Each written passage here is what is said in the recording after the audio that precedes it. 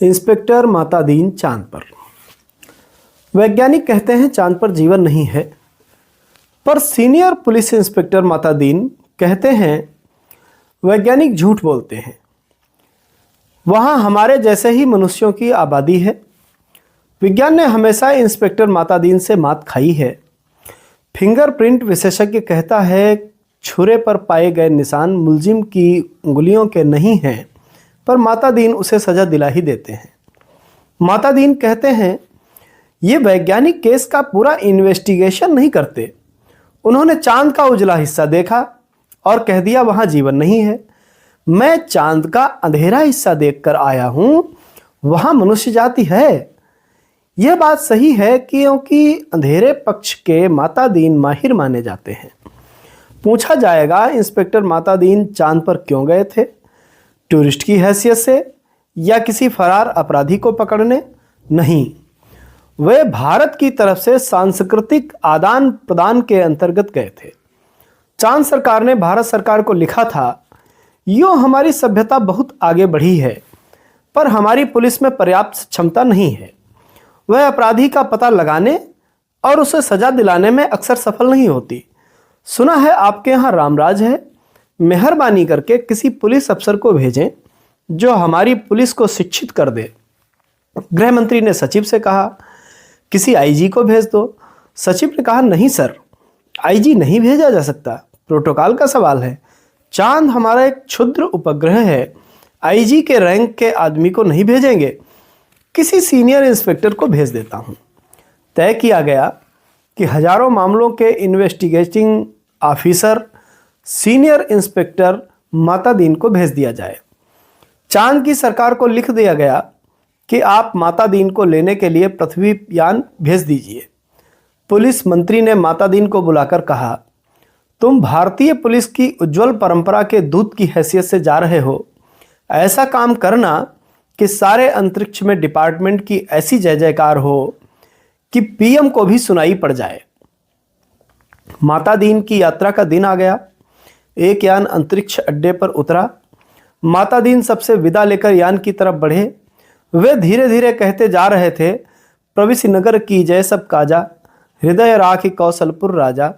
यान के पास पहुंचकर माता दीन ने मुंशी अब्दुल गफूर को पुकारा। मुंशी! गफूर ने एड़ी मिलाकर सैल्यूट फटकारा। बोला, जी पटसा। एफआईआर रख दी है? जी पेटसा। और रोजाम नाचे का नमूना? जी पैक्स्टा। वे यान में बैठने लगे। हवलदार बलभद्र को पुकार कर कहा, हमारे घर में जचकी के बखत अपने खटला यानी पत्नी को मदद के लिए भेज देना। बलभद्र ने कहा, जी पैक्स्टा। गफूर ने कहा, आप बेफिक्र रहें पैक्सा, मैं अपने मकान पत्नी को भी भेज दूंगा खिदमत के लिए। माता दीन के यान चालक से पूछा, ड्राइविंग लाइसेंस है? जी है साहब। और गाड़ी में बत्ती ठीक है? जी ठीक है। माता दीन ने कहा, सब ठीक ठाक होना चाहिए, वरना हरामजादे का बीच अंतरिक्ष में चालान कर दूंगा। चंद्रमा से आए चालक ने कहा, हमारे यहाँ आदमी से इस तरह नहीं बोलते। माता दीन ने कहा, जानता हूँ बे, तुम्हारी पुलिस कमज़ोर है, अभी मैं उसे ठीक करता हूँ। माता दीन यान में कदम रख ही रहे थे, हवलदार राम सजीवन भागता हुआ आया और बोला, पेक्सा, एसपी साहब घर में से कहे हैं कि चांद से एड़ी चमकाने वाला पत्थर लेते आना। माता दीन खुश हुए, बोले, कह देना भाई साहब से, जरूर लेता आऊँगा। वे यान में बैठे और यान उड़ चला। पृथ्वी के वायुमंडल से यान बाहर निकला ही था कि माता दीन ने कहा, अबे हार्न क्यों नहीं बजाता? चालक ने जवाब दिया, आसपास लाखों मील में कुछ नहीं है। माता दीन ने डांटा, मगर रूल इज रूल, हार्न बजाता चल। चालक अंतरिक्ष में हार्न बजाता हुआ यान को चांद पर उतार आया। अंतरिक्ष अड्डे पर पुलिस अधिकारी माता दीन के स्वागत के लिए खड़े थे। माता दीन रोब से उतरे और उन अफसरों के कंधों पर नजर डाली। यहाँ किसी के स्टार नहीं थे, फीते भी किसी के नहीं लगे थे, लिहाजा माता दीन ने एड़ी मिलाना और हाथ उठाना जरूरी नहीं समझा। फिर उन्होंने सोचा, मैं यहाँ इंस्पेक्टर की हैसियत से नहीं, सलाहकार की हैसियत से आया हूँ। माता दीन को वे लोग लाइन में ले गए और एक अच्छे बंगले में उन्हें टिका दिया। एक दिन आराम करने के बाद माता दीन ने काम शुरू कर दिया। पहले उन्होंने पुलिस लाइन का मुलाहजा किया। शाम को उन्होंने आईजी से कहा, आपके यहाँ पुलिस लाइन में हनुमान जी का मंदिर नहीं है? हमारे रामराज में हर पुलिस लाइन में हनुमान जी हैं। आईजी ने कहा, हनुमान जी कौन थे? हम नहीं जानते। माता दीन ने कहा, हनुमान का दर्शन हर कर्तव्य परायण पुलिस वाले के लिए जरूरी है। हनुमान सुग्रीव के यहाँ स्पेशल ब्रांच में थे। उन्होंने सीता माता का पता लगाया था। एबडक्शन का मामला था दफ़ा 362। हनुमान जी ने रावण को सज़ा वहीं दे दी, उसकी प्रॉपर्टी में आग लगा दी। पुलिस को यह अधिकार होना चाहिए कि अपराधी को पकड़ा और वहीं सज़ा दे दी, अदालत में जाने का झंझट नहीं। मगर यह सिस्टम अभी हमारे रामराज में भी चालू नहीं हुआ। हनुमान जी के काम से भगवान रामचंद्र बहुत खुश हुए। वे उन्हें अयोध्या ले आए और टाउन ड्यूटी में तैनात कर दिया। वही हनुमान हमारे आराध्य देव हैं। मैं उनकी फ़ोटो लेता आया हूँ। उससे मूर्तियाँ बनवाइए और हर पुलिस लाइन में स्थापित करवाइए। थोड़े ही दिनों में चांद की हर पुलिस लाइन में हनुमान जी स्थापित हो गए। माता दीन उन कारणों का अध्ययन कर रहे थे जिनसे पुलिस लापरवाही और अलाल हो गई है। वह अपराधों पर ध्यान नहीं देती। कोई कारण नहीं मिल रहा था। एकाएक उनकी बुद्धि में चमक आई। उन्होंने मुंशी से कहा, जरा तनख्वाह का रजिस्टर बताओ। तनख्वाह का रजिस्टर देखा तो सब समझ गए। कारण पकड़ में आ गया। शाम को उन्होंने पुलिस मंत्री से कहा, मैं समझ गया कि आपकी पुलिस मुस्तैद क्यों नहीं है। आप इतनी बड़ी तनख्वाहें देते हैं, इसीलिए सिपाही को 500, हवलदार को 700, थानेदार को 1000। ये क्या मजाक है? आखिर पुलिस अपराधी को क्यों पकड़े? हमारे यहाँ सिपाही को 100, इंस्पेक्टर को 200, तो वो 24 घंटे जुर्म की तलाश करते हैं। आप तनख्वाहें फ़ौरन घटाइए। पुलिस मंत्री ने कहा, मगर यह तो अन्याय होगा। अच्छा वेतन नहीं मिलेगा तो वे काम ही क्यों करेंगे? माता दीन ने कहा, इसमें कोई अन्याय नहीं। आप देखेंगे कि पहले घटी हुई तनख्वाह मिलते ही आपकी पुलिस की मनोवृत्ति में क्रांतिकारी परिवर्तन हो जाएगा। पुलिस मंत्री ने तनख्वाहें घटा दी और 2-3 महीनों में सचमुच बहुत फर्क आ गया। पुलिस एकदम मुस्तैद हो गई, सोते से एकदम जाग गई, चारों तरफ नज़र रखने लगी। अपराधियों की दुनिया में घबराहट छा गई। पुलिस मंत्री ने तमाम थानों के रिकॉर्ड बुलवाकर देखे। पहले से कई गुने अधिक केस रजिस्टर हुए थे। उन्होंने माता दीन से कहा, मैं आपकी सूझ की तारीफ करता हूँ, आपने क्रांति कर दी, पर यह हुआ किस तरह? माता दीन ने समझाया, बात बहुत मामूली है। कम तनख्वाह दोगे तो मुलजिम की गुजर नहीं होगी, तो मुलाजिम की गुजर नहीं होगी। 100 रुपयों में सिपाही बच्चों को नहीं पाल सकता। 200 में इंस्पेक्टर ठाट बाट मेंटेन कर सकता है। उसे ऊपरी आमदनी करनी ही पड़ेगी, और ऊपरी आमदनी तभी होगी जब वह अपराधी को पकड़ेगा। गरज कि वह अपराधों पर नज़र रखेगा, सचेत, कर्तव्य परायण और मुस्तैद हो जाएगा। हमारे रामराज के स्वच्छ और सक्षम प्रशासन का यही रहस्य है। चंद्रलोक में इस चमत्कार की खबर फैल गई। लोग माता दीन को देखने आने लगे कि वह आदमी कैसा है जो तनख्वाह कम करके सक्षमता ला देता है। पुलिस के लोग भी खुश थे। वह कहते, गुरु आप इधर न पधारते तो हम सभी कोरी तनख्वाह से ही गुजर कर रहे थे। सरकार भी खुश थी कि मुनाफे का बजट बनने वाला था। आधी समस्या हल हो गई। पुलिस अपराधी पकड़ने लगी थी। अब मामले की जांच विधि में सुधार करना रह गया था। अपराधी को पकड़ने के बाद उसे सज़ा कैसे दिलाई जाए। माता दीन इंतजार कर रहे थे कि कोई बड़ा केस हो जाए तो नमूने के तौर पर उसका इन्वेस्टिगेशन कर बताएं। एक दिन आपसी मारपीट में एक आदमी मारा गया। माता दीन को त्वाली में आकर बैठ गए और बोले, नमूने के लिए इस केस का इन्वेस्टिगेशन मैं करता हूं, आप लोग सीखिए। यह कत्ल का केस है। कत्ल के केस में एविडेंस बहुत पक्की होनी चाहिए। कोतवाल ने कहा, पहले कातिल का पता लगाया जाएगा, तभी तो एविडेंस इकट्ठा की जाएगी। माता दीन ने कहा, नहीं, उल्टे मत चलो, पहले एविडेंस देखो। क्या कहीं खून मिला है किसी के कपड़ों पर या कहीं? एक इंस्पेक्टर ने कहा, हाँ, मारने वाले तो भाग गए थे, मृतक सड़क पर बेहोश पड़ा था। एक भला आदमी वहां रहता है, उसने उठाकर अस्पताल भेजा। उस भले आदमी के कपड़ों पर खून के दाग लग गए थे। मातादीन ने कहा, उसे फौरन गिरफ्तार करो। कोतवाल ने कहा, मगर उसने तो मरते हुए आदमी की मदद की थी। मातादीन ने कहा, वह सब ठीक है, पर तुम खून के दाग ढूंढने और कहां जाओगे? जो एविडेंस मिल रहा है उसे तो कब्जे में करो। वह भला आदमी पकड़कर बुलवा लिया गया। उसने कहा, मैंने तो मरते आदमी को अस्पताल भिजवाया था, मेरा क्या कसूर है? चांद की पुलिस उसकी बात से एकदम प्रभावित हुई। मातादीन प्रभावित नहीं हुए। सारा पुलिस महकमा उत्सुक था कि अब मातादीन क्या तर्क निकालते हैं। मातादीन ने उससे कहा, पर तुम झगड़े की जगह गए क्यों? उसने जवाब दिया, मैं झगड़े की जगह नहीं गया, मेरा वहां मकान है, झगड़ा मेरे मकान के सामने हुआ। अब फिर मातादीन की प्रतिभा की परीक्षा थी। सारा महकमा उत्सुक देख रहा था। मातादीन ने कहा, मकान है तो ठीक है, पर पूछता हूं कि झगड़े की जगह जाना ही क्यों? इस तर्क का कोई जवाब नहीं था। वह बार बार कहता, मैं झगड़े की जगह नहीं गया, मेरा वही मकान है। मातादीन उसे जवाब देते, सो ठीक है, पर झगड़े की जगह जाना ही क्यों? इस तर्क प्रणाली से पुलिस के लोग बहुत प्रभावित हुए। अब मातादीन जी ने इन्वेस्टिगेशन का सिद्धांत समझाया। देखो, आदमी मारा गया है तो यह पक्का है किसी ने उसे जरूर मारा, कोई कातिल है, किसी को सजा होनी है। सवाल है किसको सजा होनी है।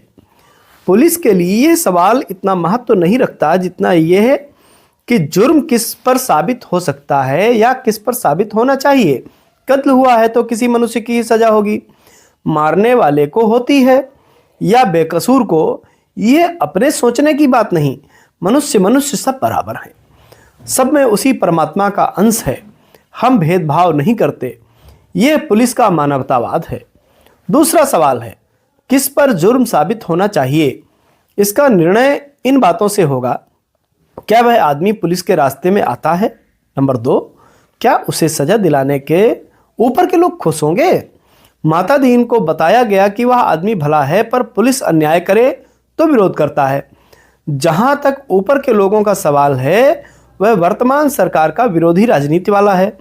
मातादीन ने टेबल ठोककर कहा, फर्स्ट क्लास केस, एविडेंस और ऊपर का सपोर्ट। एक इंस्पेक्टर ने कहा, पर हमारे गले यह बात नहीं उतरी कि एक निरपराध भले आदमी को सजा दिलाई जाए। मातादीन ने समझाया, देखो, मैं समझा चुका हूं कि सब में उसी ईश्वर का अंश है। सजा इसे हो या कातिल को, फांसी पर तो ईश्वर ही चढ़ेगा ना। फिर तुम्हें कपड़ों पर खून मिल रहा है, इसे छोड़कर तुम कहां खून ढूंढते फिरोगे? तुम तो भरो एफआईआर। मातादीन ने एफआईआर भरवा दी, बखत जरूरत के लिए जगह खाली छुड़वा दी। दूसरे दिन पुलिस कोतवाल ने कहा, गुरुदेव, हमारी तो बड़ी आफत है। तमाम भले आदमी आते हैं और कहते हैं उस बेचारे बेकसूर को क्यों फंसा रहे हो? ऐसा तो चंद्रलोक में कभी नहीं हुआ। बताइए, हम क्या जवाब दें? हम तो बहुत शर्मिंदा हैं। मातादीन ने कहा कोतवाल से, घबराओ मत, शुरू में इस काम में आदमी को शर्म आती है, आगे तुम्हें बेकसूर को छोड़ने में शर्म आएगी।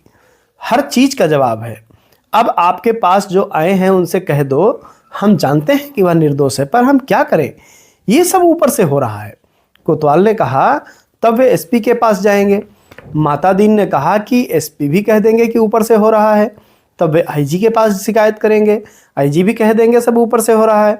तब तो वे पुलिस मंत्री के पास पहुंच जाएंगे, पुलिस मंत्री भी कहेंगे, भैया मैं क्या करूं, ये ऊपर से हो रहा है। तो वे प्रधानमंत्री के पास जाएंगे, प्रधानमंत्री भी कहेंगे, मैं जानता हूं वह निर्दोष है, पर यह ऊपर से हो रहा है।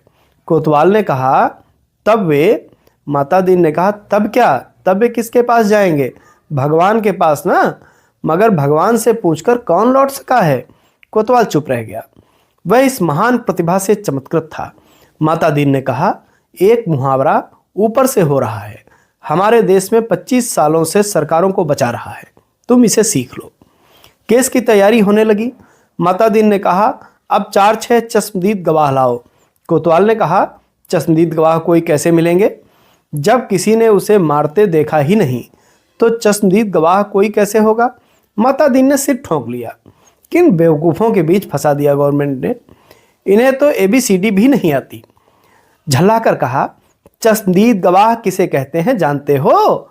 चश्मदीद वह नहीं है जो देखे, बल्कि वह है जो कहे कि मैंने देखा। कोतवाल ने कहा, ऐसा कोई क्यों कहेगा? मातादीन ने कहा, कहेगा। समझ में नहीं आता कि कैसे डिपार्टमेंट चलाते हो। अरे चश्मदीद गवाहों की लिस्ट पुलिस के पास पहले से रहती है, जहां जरूरत हुई उन्हें चश्मदीद बना लिया। हमारे यहाँ ऐसे आदमी हैं जो साल में 300-400 वारदातों के चश्मदीद गवाह होते हैं। हमारी अदालतें भी मान लेती हैं कि इस आदमी में कोई दैवी शक्ति है, जिससे वह जान लेता है कि अमुक जगह वारदात होने वाली है और वहां पहले से ही पहुंच जाता है। मैं तुम्हें चश्मदीद गवाह बनाकर देता हूं। 8-10 उठाई गिरों को बुलाओ जो चोरी, मारपीट, गुंडागर्दी करते हों, जुआ खिलाते हों या शराब उतारते हों। दूसरे दिन शहर के 8-10 नर रत्न कोतवाली में हाजिर थे। उन्हें देखकर मातादीन गदगद हो गए। बहुत दिन हो गए थे ऐसे लोगों को देखे, बड़ा सूना सूना लग रहा था। मातादीन का प्रेम उमड़ पड़ा। उसने कहा, तुम लोगों ने उस आदमी को लाठी मारते देखा था ना? वे बोले, नहीं देखा साहब, हम वहाँ थे ही नहीं। मातादीन जानते थे यह पहला मौका है। फिर उन्होंने कहा, वहाँ नहीं थे यह मैंने माना, पर लाठी मारते देखा तो था। उन लोगों को लगा कि यह पागल आदमी है, तभी ऐसी उटपटांग बात करता है। वे हंसने लगे। मातादीन ने कहा, हंसो मत, जवाब दो। वे बोले, जब थे ही नहीं तो कैसे देखा? मातादीन ने गुर्रा कर देखा। कहा, कैसे देखा? तो बताता हूं। तुम लोग जो काम करते हो सब इधर दर्ज हैं। हर एक को कम से कम 10 साल जेल में डाला जा सकता है। तुम ये काम आगे भी करना चाहते हो या जेल में जाना चाहते हो? वे घबरा कर बोले, साहब हम जेल नहीं जाना चाहते। मातादीन ने कहा, ठीक, तो तुमने उस आदमी को लाठी मारते देखा ना? वे बोले, देखा साहब।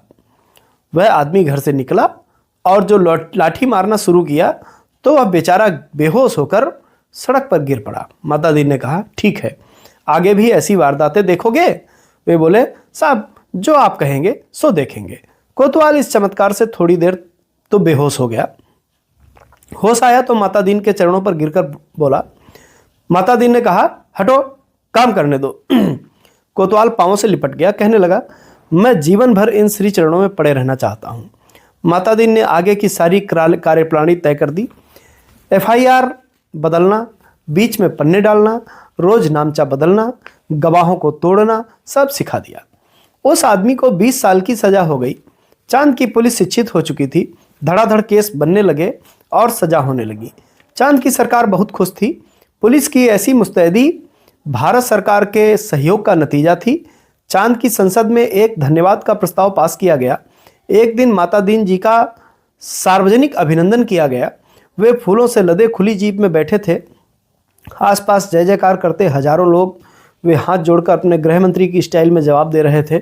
जिंदगी में पहली बार ऐसा लग रहा था, इसलिए थोड़ा अटपटा लग रहा था। 26 साल पहले पुलिस में भर्ती होते वक्त किसने सोचा था कि एक दिन दूसरे लोक में उनका ऐसा अभिनंदन होगा। वे पछताए। अच्छा होता कि इस मौके के लिए कुर्ता, टोपी और धोती ले आते। भारत के पुलिस मंत्री टेलीविजन पर बैठे हुए दृश्य देख रहे थे और सोच रहे थे, मेरी सद्भावना यात्रा के लिए वातावरण बन गया। एक दिन चांद की संसद का विशेष अधिवेशन बुलाया गया। बहुत तूफान खड़ा हुआ। गुप्त अधिवेशन था, इसलिए रिपोर्ट प्रकाशित नहीं हुई, पर संसद की दीवारों से टकराकर कुछ शब्द हार गए। सदस्य गुस्से में चिल्ला रहे थे, कोई बीमार बाप का इलाज नहीं करता, डूबते बच्चों को कोई नहीं बचाता, जलते मकान की आग कोई नहीं बुझाता, आदमी जानवर से बदतर हो गया है, सरकार फौरन इस्तीफा दे। दूसरे दिन चांद के प्रधानमंत्री ने मातादीन को बुलाया। मातादीन ने देखा वे एकदम बूढ़े हो गए थे। लगा ये कई रातें सोए नहीं हैं। वहाँ से होकर प्रधानमंत्री ने कहा, मातादीन जी, हम आपके और भारत सरकार के बहुत आभारी हैं। अब आप कल देश वापस लौट जाइए। मातादीन ने कहा, मैं तो टर्म खत्म करके ही जाऊंगा। प्रधानमंत्री ने कहा, आप बाकी टर्म का वेतन ले जाइए, डबल ले जाइए, ट्रिपल ले जाइए। मातादीन ने कहा, हमारा सिद्धांत है, हमें पैसा नहीं, काम प्यारा है। आखिर चांद के प्रधानमंत्री ने भारत के प्रधानमंत्री को एक गुप्त पत्र लिखा। चौथे दिन मातादीन को वापस लौटने के लिए अपने IG का आर्डर मिल गया। उन्होंने SP साहब के घर के लिए एड़ी चमकाने वाला पत्थर यान में रखा और चांद से विदा हो लिए। उन्हें जाते देख पुलिस वाले रो पड़े। बहुत अरसे तक ये रहस्य बना रहा कि आखिर चांद में ऐसा क्या हो गया कि माता दीन जी को इस तरह एकदम लौटना पड़ा। चांद के प्रधानमंत्री ने भारत के प्रधानमंत्री को क्या लिखा था? एक दिन वह पत्र खुल ही गया।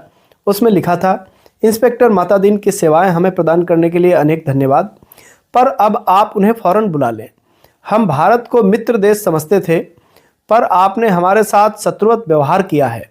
हम भोले लोगों से विश्वासघात किया है।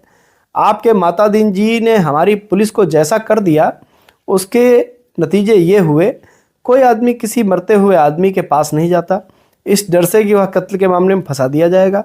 बेटा बीमार बाप की सेवा नहीं करता, वह डरता है कि बाप मर गया तो उस पर कहीं हत्या का आरोप नहीं लगा दिया जाए। घर जलते रहते हैं और कोई बुझाने नहीं जाता, डरता है कहीं उस पर आग लगाने वाले का जुर्म कायम न कर दिया जाए। बच्चे नदी में डूबते रहते हैं और उन्हें कोई बचाता नहीं, इस डर से कि उस पर बच्चे को डुबाने का आरोप न लगाया जाए। सारे मानवीय संबंध समाप्त हो रहे हैं। माता दीन ने हमारी आधी संस्कृति नष्ट कर दी है। अगर वे यहाँ रहे तो पूरी संस्कृति नष्ट कर देंगे। उन्हें फौरन राम राज में बुला लिया जाए।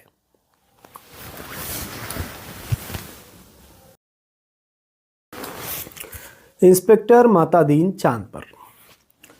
वैज्ञानिक कहते हैं चांद पर जीवन नहीं है,